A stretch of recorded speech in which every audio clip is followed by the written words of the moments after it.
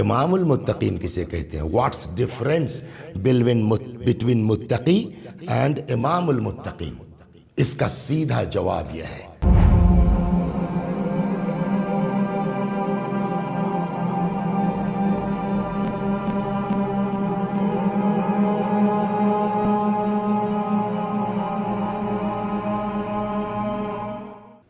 جس آیہ کریمہ کی تلاوت کی جا رہی ہے، ارشاد حضرت حق جل وعلا ہوتا ہے کہ اے صاحبان ایمان، تمہارے اوپر روزے لکھ دیے گئے ہیں، واجب کر دیے گئے ہیں، اسی طریقے سے جیسے تم سے پہلے والے لوگوں پر روزے واجب کیے گئے تھے، لعلکم تتقون، تاکہ تمہارے اندر تقوی پیدا ہو جائے، تاکہ تمہارے اندر خوف خدا پیدا ہو جائے۔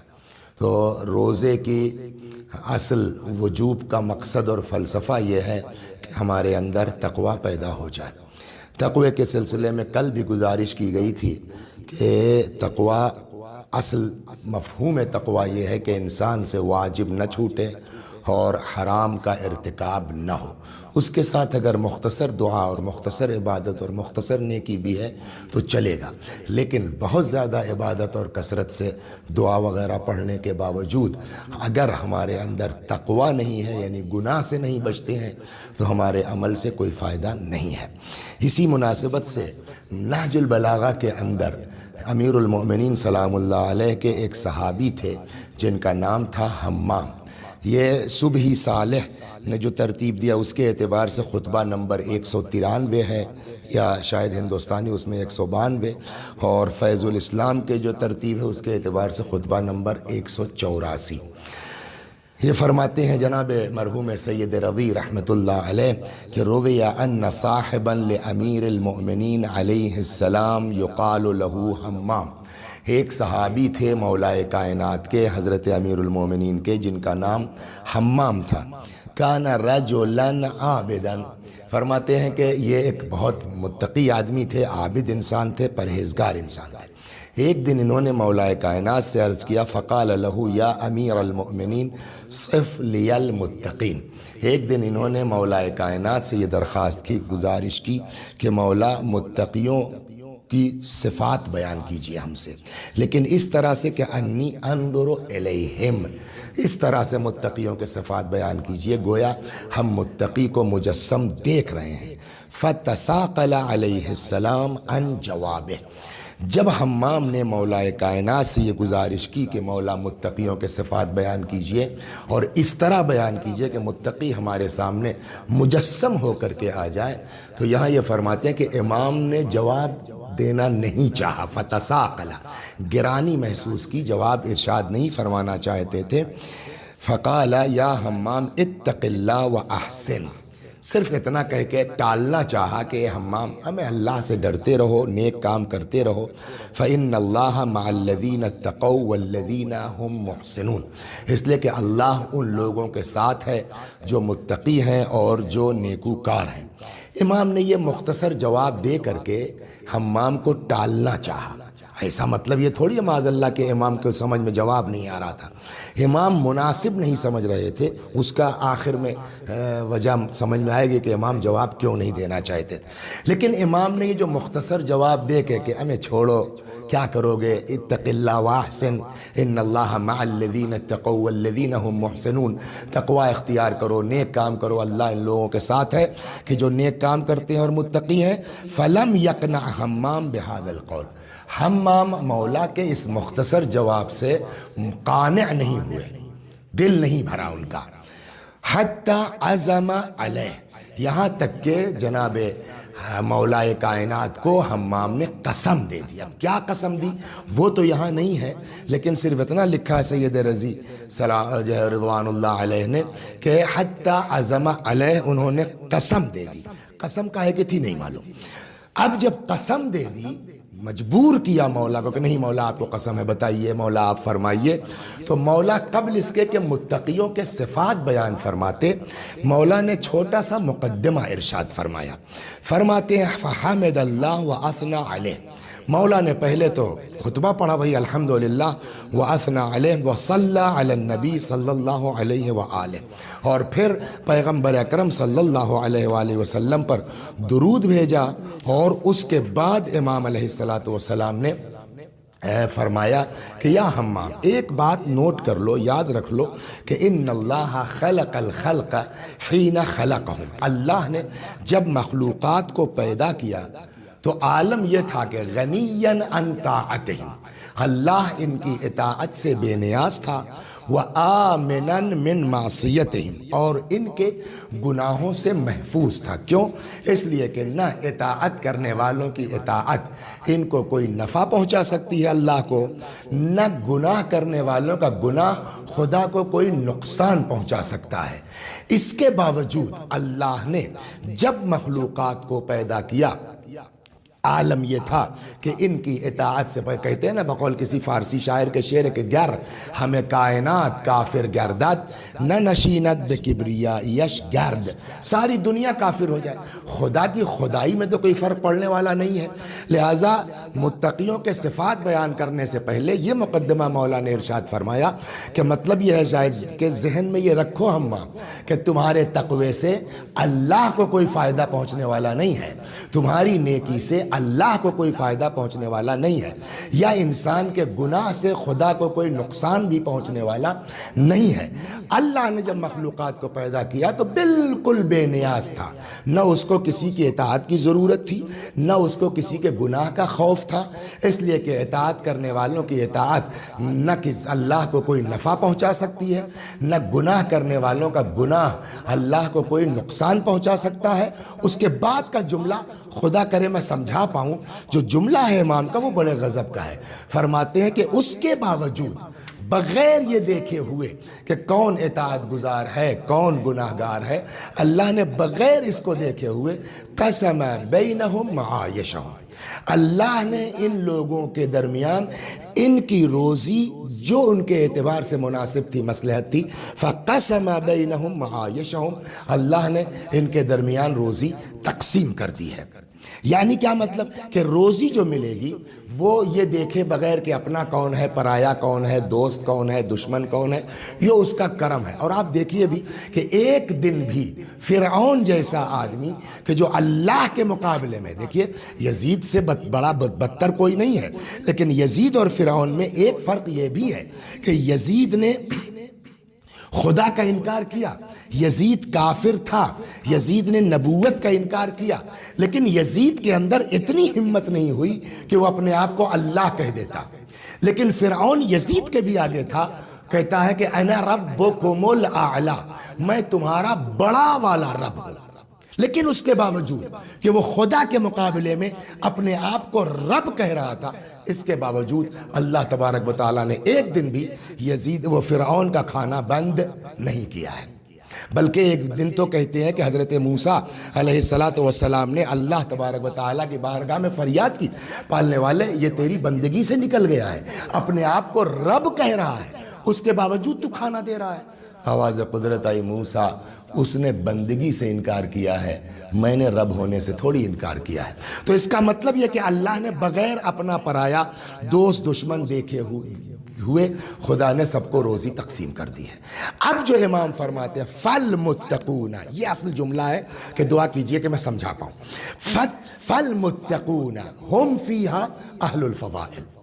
اب ایسے جو ہے وہ تصور کے بعد کہ مومن ہو تب بھی روزی ملے گی، کافر ہو تب بھی روزی ملے گی، دوست ہو اللہ کے تب بھی روزی ملے گی، اس چیز کو ذہن میں رکھتے ہوئے فالمتقون ہم اہل الفضائل، متقی وہ لوگ صاحبان فضیلت ہیں جو اس کانسیپٹ کے بعد تقوی اختیار کرتے ہیں کہ روزی ملے چاہے نہ ملے، ہم اللہ کی بارگاہ میں ہم اس کا گناہ نہیں کریں گے، ہم جو ہے وہ واجب ترک نہیں کریں گے۔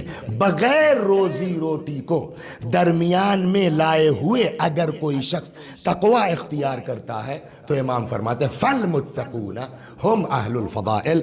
اب ایسے لوگ جو صاحبان تقوی ہیں وہ صاحبان فضیلت ہیں۔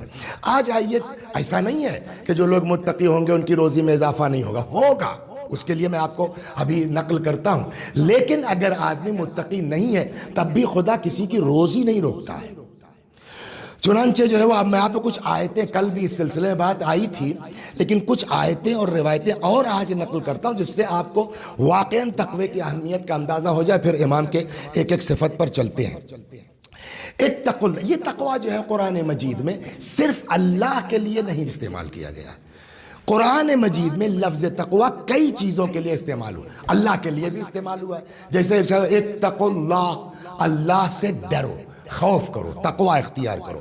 یا ایک جگہ استعمال ہوتا اللہ کے بجائے قیامت کے لیے. ارشاد ہوتا اتقوا یوما لا تجزی نفس عن نفس شیئا، ڈرو اس دن سے کہ جس دن جو ہے وہ کوئی کسی کا بوجھ اٹھانے والا نہیں ہے. یا ارشاد ہوتا اتقوا النار التی اعدت للکافرین، ڈرو اللہ اس آگ سے کہ جو کافروں کے لیے مہیا کی گئی ہے. تو کہیں یہ تقوی اللہ کے لیے استعمال ہوا ہے کہ اللہ سے ڈرو، کہیں یہ تقوی قیامت کے لیے استعمال ہوا ہے، کہیں یہ تقوی جہنم کے لیے استعمال ہوا ہے اتقوا النار، کہیں یہ تقوی فتنے کے ساتھ استعمال ہوا ہے. ارشاد ہوتا ہے سورہ مبارکہ انفال میں اتقوا فتنة لا تصیبن الذین ظلموا منکم خاصہ، کہ تم اس فتنے سے ڈرو کہ ظالموں کے ساتھ ساتھ کہیں ایسا نہ ہو کہ یہ تمہارا بھی دامن پکڑ لے. تو اب یہ صرف اللہ کے لیے لفظ جو ہے وہ تقوی استعمال نہیں ہوا ہے، بلکہ تقوی جہنم کے لیے بھی استعمال ہوا ہے، فتنے کے لیے بھی استعمال ہوا ہے، قیامت کے لیے بھی استعمال ہوا ہے. تو اس کا مطلب یہ ہوا کہ تقوی کے معنی کیا ہوا؟ خوف رکھنا. وہ ایک چیز ہے ابھی پھر آئے گی کہ تقوی، اصل تقوی کی میننگ یہ ہے کہ انسان گناہ نہ کرے اور واجب نہ چھوٹے. لیکن یہ عمل کا نام ہے نا، تقوی ایک ایسی کیفیت کا نام ہے، اندر سے حالت کا نام. دیکھیے عمل وقتی ہوتا ہے، وہ اس وقت جو ہے وہ آپ نے عمل کیا، لیکن تقوی جو کیفیت ہے وہ اس کیفیت کا نام ہے کہ ہر وقت آدمی جہنم سے ڈرتا رہے، ہر وقت آدمی کے ذہن میں اللہ تبارک و تعالی رہے. ایک بات تو کل کی گئی کہ امام جعفر صادق علیہ السلام سے جب پوچھا گیا کہ تقوی کیا ہے تو فرمایا لا یفقدک حیث امرک ولا یراک حیث نہاک، تمہارا خدا وہاں تم کو نہ دیکھے جہاں رہنے کا حکم دیا اور وہاں سے غائب نہ پائے جہاں منع کیا ہے. لیکن اس کے علاوہ بھی بعض روایتوں میں اور بھی مفاہیم بیان کیے گئے ہیں. چنانچہ مولا فرماتے ہیں ایک معنی اور تقوی کے کہ من ملک شہوتہ کان تقیہ، جو اپنی شہوت پر کنٹرول کر لے وہ متقی ہے. ایک جگہ اور فرماتے ہیں وہی جو کل امام نے فرمایا تھا، چھٹے امام نے، مولا کی حدیث ہے المتقی من اتقى الذنوب، متقی وہ ہے جو گناہ سے اپنے آپ کو بچائے، جو گناہ سے ڈرتا رہے. یا پیغمبر صلی اللہ علیہ وآلہ وسلم نے ایک جگہ فرمایا تمام التقوی، پورا تقوی کیا ہے؟ ان تتعلم ما جہلت، جو نہیں آتا اس کو سیکھو. دیکھیے تقوی کا ایک مطلب ظاہر سی بات ہے کہ قرآن ایک جگہ کہتا ہے انما یخشى اللہ من عبادہ العلماء، اللہ سے اس کے پڑھے لکھے بندے ڈرتے ہیں. تو اللہ کے خوف کے لیے آدمی کو نالج ہونا ضروری ہے. لہذا پیغمبر نے فرمایا کہ تمام التقوی ان تتعلم ما جہلت، تقوی کا خلاصہ یہ ہے کہ جو نہیں آتا اس کو سیکھو، وَتَعْمَلْ بِمَا عَلِمْتَ، اور جو سیکھ لیا ہے اس کے اوپر عمل کرو. ایسا نہیں ہے کہ صرف جانتے اور جاننے کے بعد عمل نہ کریں. یا خطبہ نمبر 16 میں نہج البلاغہ میں خود مولا امیر المؤمنین سلام اللہ علیہ ایک جگہ فرماتے ہیں الا وَإِنَّ الْخَطَايَا خَيْلُ شُمُسٍ حُمِلَ عَلَيْهَا أَهْلُهَا وَخُلِعَتْ لُجُمُهَا فَتَقَحَّمَتْ بِهِمْ فِي النَّارِ وَإِنَّ، جو تقوی کی مثال دی ہے، فرماتے ہیں کہ امام علیہ السلام فرماتے ہیں خطا، غلطی، گناہ اس سرکش گھوڑے کی طرح سے ہے کہ جس پر آدمی سوار ہو اور جس پر انسان کا کوئی کنٹرول نہ ہو اور وہ خطایا گناہوں کا گھوڑا اس کو سیدھے جہنم میں لے جائے. پھر فرماتے ہیں وَإِنَّ التَّقْوَى مَتَاعَ ذُلَالٍ حمل علیہا اہلہا وَاعْتُوا عَزِمَّتَهَا فَأَوْرَدْتَهُمُ الْجَنَّةَ. اور تقوی وہ رام، شتر اور اونٹ کے مانند ہے جس کی باغ ڈور انسان کے اختیار میں ہو اور وہ اونٹ اس کو انسان کو جنت میں لے جائے. تو یعنی جو چیز انسان کو بہشت تک پہنچائے اس خوف اور اس دہشت اور اس کیفیت کا نام تقوی ہے. چنانچہ امام علی علیہ السلام سے پوچھا گیا ایک مرتبہ تقوی کے سلسلے میں، تو امام نے فرمایا، جو کتنی لطیف تعریف کی ہے امام نے تقوی کی، فرماتے ہیں کہ ہوا انہو لو وضع عملک علی طبق. امام فرماتے ہیں تقوی کی مثال یوں سمجھو کہ اگر تمہارے اعمال کو کسی تشت میں، طبق میں، لگن میں رکھ دیا جائے، ولم یجعل علیہ غطاء، اور اس پر کسی طرح کا کوئی کپڑا یا پردہ نہ ہو، وطیف بہ علی اہل الدنیا، اور ساری دنیا کے سامنے تمہارے اس عمل کو پھرایا جائے، گھمایا جائے، لما کان فیہ شیء تستحی منہ، لیکن تمہارے نامہ اعمال میں کوئی ایسی چیز نہ ہو کہ جس سے تم کو لوگوں کے سامنے آنے میں غیرت آئے. یہ ہے تقوی. امام فرماتے ہیں کہ تقوی یعنی تمہارے اعمال کو اگر ساری پبلک میں جو ہے اوپنلی پھرا دیا جائے، اس میں ایسی چیز نہ ہو جس سے تم کو غیرت آئے یا تم کو شرم آئے. آئیے قرآن سے پوچھتے ہیں اس تقوی کی اہمیت کیا ہے. قرآن نے کہا، شروع ہی میں سب کو یاد ہے یہ آیت، ذالک الکتاب لا ریب فیہ ھدی للمتقین. یہ تقوی اگر ہے تو قرآن بھی اس کے لیے ہدایت کا سبب ہے. یا ایک جگہ قرآن کہتا ہے کہ اللہ سب کے ساتھ نہیں ہے، وَاعْلَمُوا أَنَّ اللَّهَ مَعَ الْمُتَّقِينَ. آگاہ ہو جاؤ، اللہ کس کے ساتھ ہے؟ صرف اور صرف متقیوں کے ساتھ ہے. ایک فائدہ جو یہاں بیان کیا گیا قرآن مجید میں تقوی کے سلسلے میں، سورہ مبارکہ اعراف آیت نمبر 96 فرماتے ہیں، وَلَوْ أَنَّ أَهْلُ الْقُرَىٰ آمَنُوا وَاتَّقُوا، اگر یہ بستی والے ایمان لاتے اور تقوی اختیار کرتے. اب اللہ فرماتا ہے لَفَتَحْنَا عَلَيْهِمْ بَرَكَاتٍ مِّنَ السَّمَاءِ وَالْأَرْضِ، تو ہم ان کے لیے زمین و آسمان کی برکتیں کھول دیتے، واضح کر دیتے. ایک جگہ سورہ مبارکہ نوح میں حضرت نوح کی زبانی قرآن مجید نقل کرتا، آیت نمبر 10 سے 12 تک سورہ مبارکہ نوح کی، کہ جناب نوح کہتے ہیں پالنے والے، فَقُلْتُ اسْتَغْفِرُوا رَبَّكُمْ إِنَّهُ كَانَ غَفَّارًا. پالنے والے، میں نے اپنی قوم سے کہہ دیا ہے کہ اللہ کی بارگاہ میں استغفار کرو، اس لیے کہ اللہ بخشنے والا ہے. یرسل السماء علیکم مدرارا ویمددکم باموال وبنین، اور اللہ تمہارے مال میں بھی اضافہ کرے گا، اللہ تمہارے اولاد میں بھی اضافہ کرے گا. اسی لیے کہتے ہیں کہ اگر آدمی کو کثرت مال چاہیے یا کثرت اولاد چاہیے تو اس کو کثرت سے استغفار کرنا چاہیے. استغفر اللہ ربی واتوب الیہ. فقلت استغفروا ربکم انہ کان غفارا یرسل السماء علیکم مدرارا ویمددکم باموال وبنین، اور اللہ تمہارے مال اور اولاد میں اضافہ کرے گا. ویجعل لکم جنات ویجعل لکم انہارا. اس استغفار کی وجہ سے اللہ تبارک و تعالی تمہارے لیے جو ہے باغات مہیا کرے گا، نہریں مہیا کرے گا.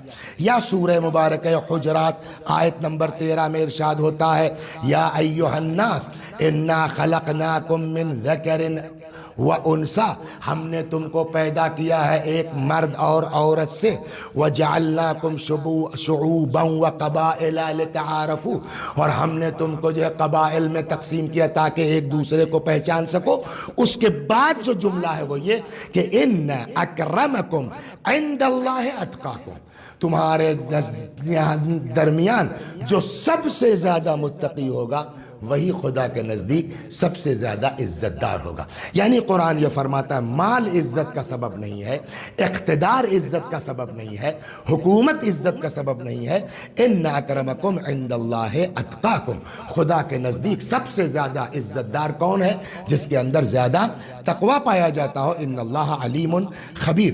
کیا ایک جگہ ارشاد ہوتا سورہ بقرہ آیت نمبر 197 197، تزودوا فإن خیر الزاد التقوی، تقوی اختیار کرو، اس لیے کہ بہترین زاد راہ، بہترین زاد سفر ظاہر سی بات ہے کہ ہم یہاں سے جو ہے وہ بھاؤ نگر تک سفر کرتے ہیں تو راستے میں کچھ کھانے کے لیے لے کے جائیں گے نا، یہاں سے بمبئی تک کا سفر کریں کچھ لے کے جائیں گے، تو ویسے ہی جب ہم کو آخرت کا سفر کرنا ہے تو کچھ تو راستے کے لیے ہم کو چاہیے زیادہ سفر کے طور پر۔ قرآن کہتا ہے تزودوا، زیادہ سفر اختیار کرو۔ کیا اختیار کریں؟ فإن خیر الزاد التقوی، بہترین جو ہے وہ زاد سفر کیا ہے؟ تقوی ہے۔ یا ایک روایت میں ہے مولا کائنات امیر المؤمنین حضرت علی بن ابی طالب سلام اللہ علیہ جب واپس آ رہے تھے جنگ صفین سے، روایت میں ہے کہ قد رجع من صفین، امام صفین سے پلٹ رہے تھے، فاشرف علی القبور بظاہرۃ الکوفہ، کوفے کے باہر ایک قبرستان تھا کوئی، وہاں مولا کائنات جب پہنچے تو قبرستان میں مردوں کو خطاب کر کے امام نے فرمایا یا اہل الدیار الموحشہ والمحال المغفرہ والقبور المظلمہ یا اہل التربہ یا اہل الغربہ، اے دیار وحشت کے لوگوں، اے جو ہے وہ تاریخ قبروں والے، اے جو ہے وہ صاحبان تربت، اے صاحبان غربت، یا اہل الوحدہ یا اہل الوحشہ، اے تنہائیوں والو، اے وحشت والو، انتم لنا فرط سابق ونحن لکم تبع لاحق، تم ہم سے پہلے چلے گئے ہو، پیچھے پیچھے ہم بھی تمہارے آ رہے ہیں۔ اس کے بعد امام نے فرمایا اما الدور فقد سکنت، تمہارا مکان اس کو تمہارے وارثوں نے لے لیا ہے، وَأَمَّا الْأَزْوَاجُ فَقَدْ نُكِحَتْ، تمہاری بیویوں نے دوسری شادیاں کر لی ہیں، وَأَمَّا الْأَمْوَالُ فَقَدْ قُسِّمَتْ، تمہارا مال لوگوں نے آپس میں تقسیم کر لیا ہے، هَذَا خَبَرٌ مَا عِنْدَنَا فَمَا خَبَرُكُمْ خَبَرُ مَا عِنْدَكُمْ، یہ تو ہمارے پاس یہاں کی خبریں تھی جو ہم نے تم کو پہنچا دی، وہاں کی بتاؤ کیا ہے، اندر کی خبر۔ ظاہر مردے جواب تو نہیں دیتے۔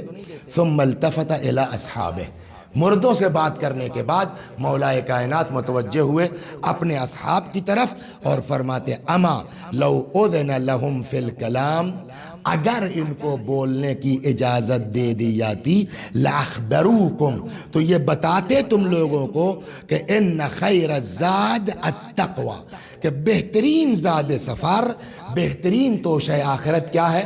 تقوی ہے۔ تو اگر ہم کو اپنے اعمال قبول کروانے ہیں تو کیا چاہیے؟ تقوی چاہیے۔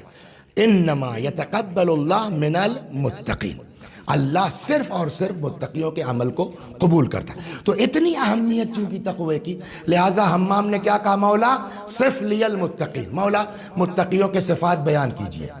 عرض کیا بھی فتثاقل علیہ السلام عن جواب، امام نے جواب میں گرانی محسوس کی۔ ایک مختصر سا مقدمہ ارشاد فرمایا کہ کیا کرو گے؟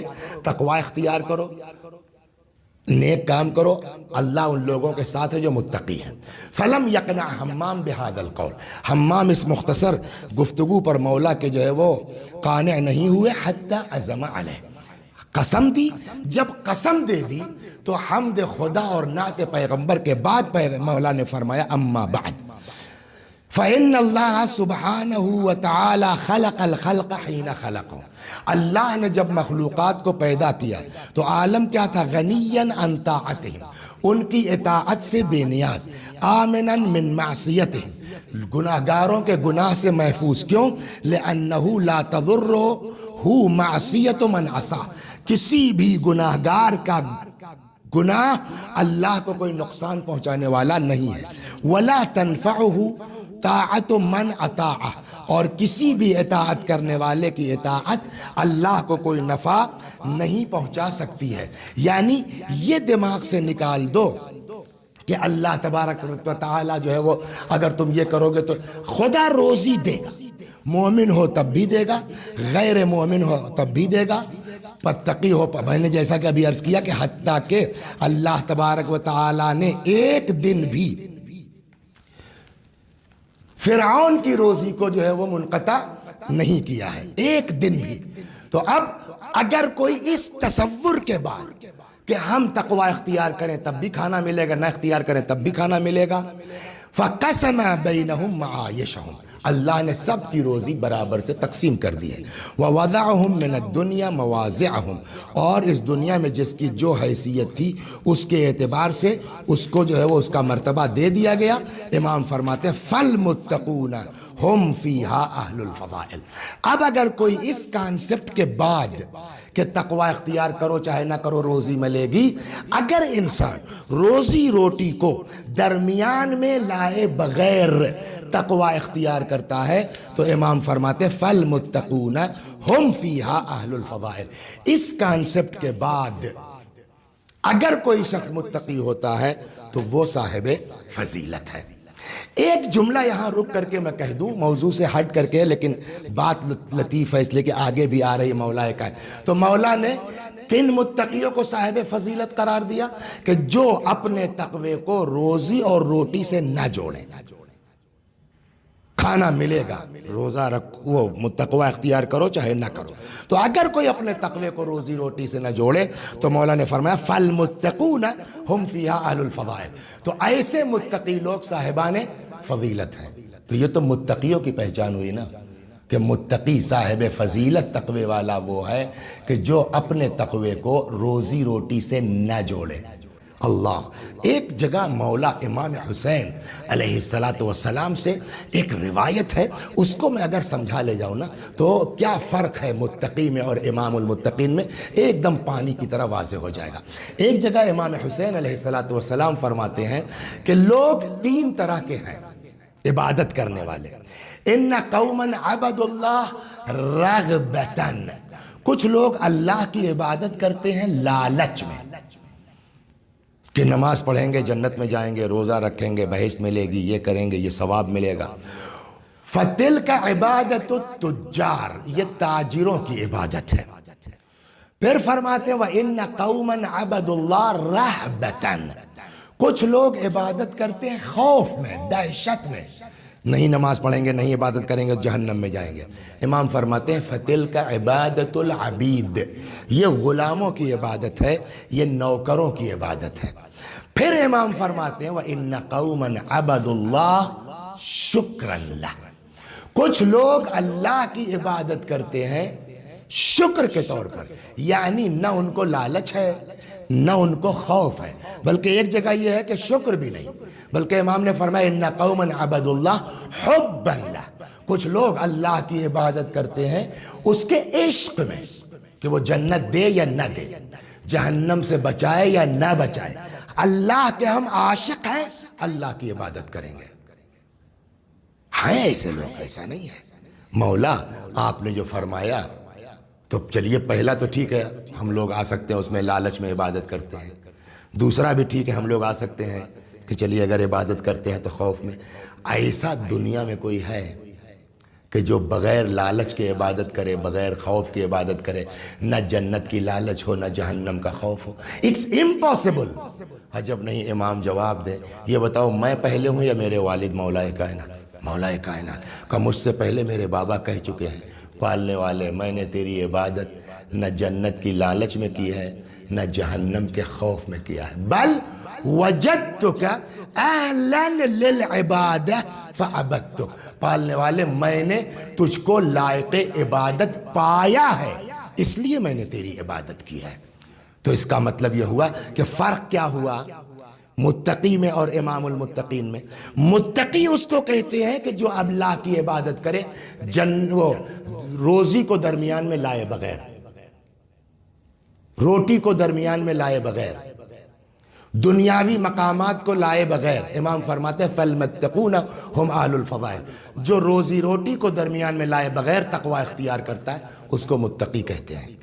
لیکن جو جنت اور جہنم کو درمیان میں لائے بغیر تقوی اختیار کرے وہ امام المتقین کہلاتا ہے۔ دنیا کا بڑے سے بڑا آدمی ہو، وہ چاہے جتنا بڑا متقی ہو، سب کے ذہن میں ثواب، سب کے ذہن میں جنت سے میں جانا جہنم سے بچنا کہیں نہ کہیں ہے، لیکن مولا اکلوتی ذات پوری کائنات میں ہے کہ جنہوں نے فرمایا پالنے والے میں نے تیری عبادت جنت کی لالچ میں نہیں کی ہے، میں نے تیری عبادت جہنم کے خوف میں نہیں کی، بل وجدتک اہلا للعبادہ فعبدتک، میں نے تجھ کو لائق عبادت پایا ہے اس لیے میں نے تیری عبادت کی ہے۔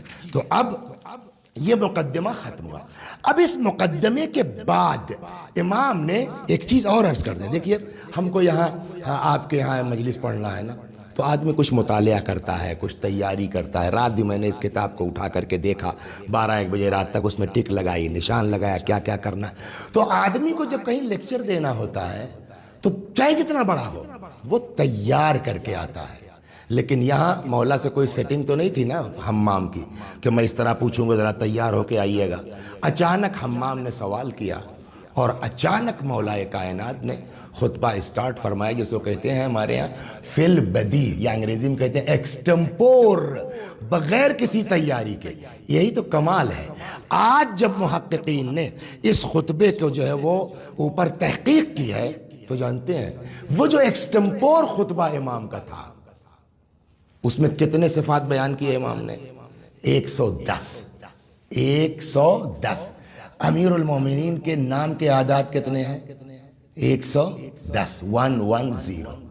یہ کدھر اشارہ ہے؟ شاید یہ اس بات کی طرف اشارہ ہو کہ 2-4 صفتیں اگر آ جائیں تمہارے اندر تو تم متقی ہو، اور جس کے اندر 110 کی 110 ہو اس کو علی کہتے ہیں۔ خوب، تو اس مقدمے کے بعد اب امام نے ایکسٹمپور فی البدی متقیوں کے صفات گنانا شروع کیے، جس میں سب سے پہلی صفت جو امام نے فرمائی ہے، فرماتے ہیں منطقہم الصواب، ان کی گفتگو یہ پہلی صفت ہے۔ دیکھیے ہم اور آپ جو ہے وہ گفتگو کرتے ہیں تو جو دماغ میں آتا گیا کہتے گئے، لیکن اماموں کے ہاں یہ بات نہیں ہے۔ جو موسٹ امپارٹنٹ چیز ہوگی اس کو سب سے پہلے کہا جائے گا۔ تو اب اگر 110 صفت میں جو سب سے اہم صفت جو ہوگی اس کو مولا پہلے نمبر پر لائیں گے، 110 میں جو دوسرے نمبر پر ہوگی وہ دوسرے نمبر پر آئے گی۔ اب یہ سوچنے والی بات ہے کہ متقیوں کے 110 صفات میں سب سے پہلے نمبر پر امام نے کس چیز کو بیان کیا؟ اس کا مطلب کہ پھر اس سے بڑھ کر کے کوئی چیز دنیا میں نہیں ہو سکتی متقی کے لیے۔ امام نے جو پہلی صفت بیان کی ہے، فرماتے ہیں منطقہم الصواب، ان کی گفتگو ثواب ہوتی ہے۔ ثواب کیا ہے؟ ثواب آغا 2 ہے، ایک ہے ثواب صاد سے، ایک ہے ثواب سے۔ ثواب سے یہ جو آپ نیک کام کرتے ہیں بدلے میں ثواب ملتا ہے وہ سے ہے۔ ایک ہے ثواب صاد واو الف بے، ثواب۔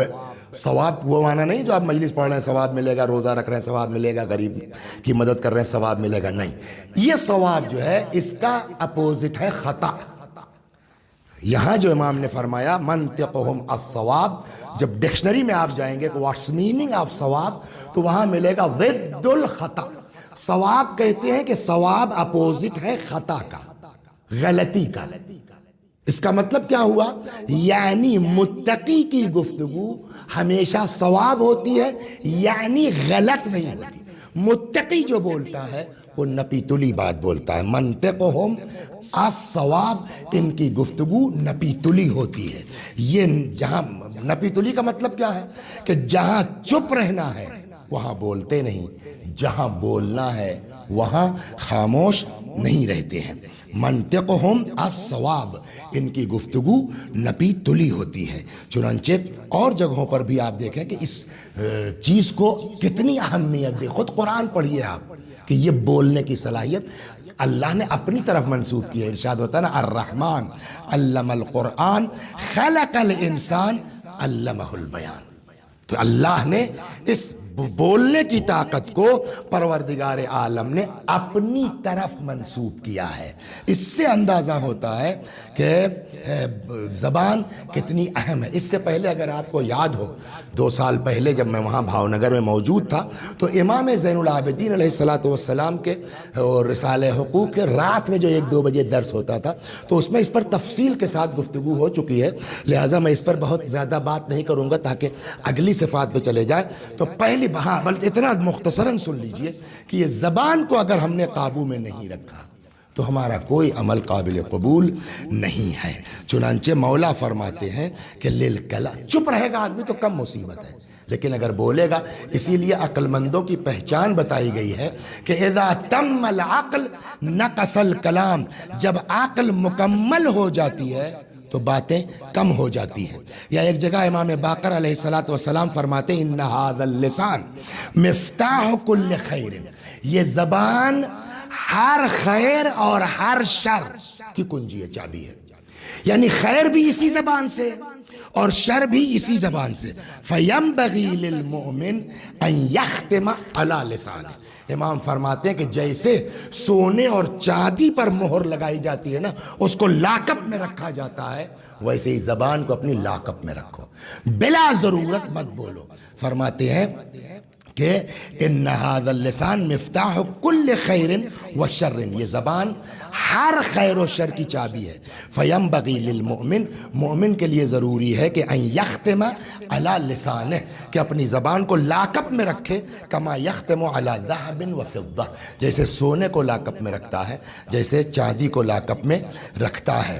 یا ایک جگہ پیغمبر فرماتے ہیں کہ کل کو اللہ تبارک و تعالی زبان کو اتنا شدید عذاب کرے گا کہ بقیہ کسی حصے کو اتنا شدید عذاب نہیں ہوگا۔ فیقول یا رب، زبان اعتراض کرے گی پالنے والے، عذبتنی بعذاب، تو نے اتنا شدید عذاب کیا ہے، لم تعذب بہ شیئا من الجوارح، اور کسی حصے کو تو اتنا سخت عذاب نہیں ہوا۔ فیقال اللہ، جواب دیا جائے گا خرجت منک کلمۃ، تیرے ذریعے سے ایک جملہ نکلا، فبلغت مشارق الارض ومغاربها، اور ایک جملہ نکلا مغرب مشرق ایسٹ ویسٹ ہر طرف پہنچا، فسفک بہ الدم الحرام، تیرے ہلنے کی وجہ سے ناحق خون بہایا گیا، وانتہب بہ المال الحرام، تیری وجہ سے حرام مال لوٹا گیا، وانتہک بہ الفرج الحرام، اور تیری وجہ سے جو ہے وہ آبروئیں برباد ہوئی، لوٹی گئیں۔ لہٰذا قسم ہے میری عزت کی، میرے جلال کی، جتنا شدید عذاب میں تجھ کو کروں گا کسی اور حصے کو نہیں کروں گا۔ اسی لیے مولا فرماتے ہیں ایک جگہ کہ اذا غرر الحکم اذا تم العقل نقص الکلام، جب عقل مکمل ہو جاتی ہے باتیں کم ہو جاتی ہیں۔ آئیے دعا کرتے ہیں اس ماہ مبارک رمضان میں اللہ تبارک و تعالی ہم سب کو اپنی زبان پر قابو کرنے کی توفیق عنایت فرمائے۔ بس دو جملے مصائب کے اور ختم و دعا۔ کل بات یہاں میرے خیال میں عرض کیا تھا، امام حسین علیہ السلام کی رخصت کے سلسلے میں گفتگو ہوئی تھی۔ امام حسین علیہ السلام کی رخصت میں بہت سے مناظر ہیں، من جملہ ان مناظر کے امام کی رخصت میں ایک منظر یہ بھی ہے کہ جب امام علیہ السلام آئے ہیں در خیمہ پر اور فرمایا زینب خدا حافظ، اے رقیہ و رباب خدا حافظ، اسی میں ایک جگہ ملتا ہے کہ امام نے فرمایا حضرت زینب سلام اللہ علیہا سے کہ بہن میں چاہتا ہوں اپنے فرزند سے رخصت ہو لوں، اپنے بیٹے سے رخصت ہو لوں۔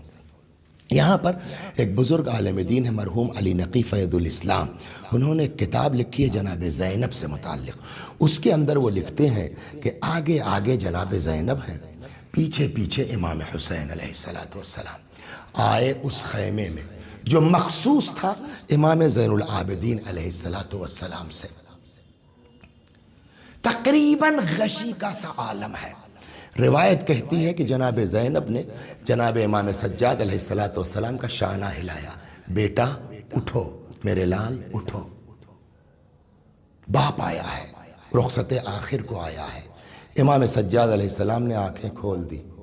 میں ایک منٹ واپس چلیے آپ کو، میں امام کی کمزوری سمجھاتا ہوں پھر یہاں آتا ہوں۔ امام حسین علیہ السلام کی شہادت کے بعد جب خیمے جلائے گئے تو حمید ابن مسلم کہتا ہے کہ سارے خیمے جل چکے تھے، ایک خیمہ باقی تھا جس میں آگ لگی ہوئی تھی اور آسمان سے شعلے باتیں کر رہے تھے کہ میں نے دیکھا اس خیمے کے سامنے ایک طویل القامت بی بی کھڑی آسمان کو تکتی ہے اور ہاتھ ملتی ہے۔ ان کی بے چینی عجیب طرح کی تھی۔ وہ کہتا میں قریب آیا اور میں نے کہا بی بی کیا کوئی بہت قیمتی چیز آپ کی رہ گئی اس خیمے میں؟